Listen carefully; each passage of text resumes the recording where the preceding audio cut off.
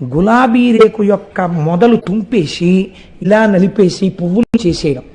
నేను ఒకానొక సభకెడితే ఏదో మహానుభావుడు వచ్చినట్టుగా ఈ గులాబీ రేకులు తెలియదు, నాకు ఎంత కోపం వచ్చిందో. అసలు ఎర్రటి పువ్వు తొక్కకూడదు, సౌభాగ్య వస్తువు.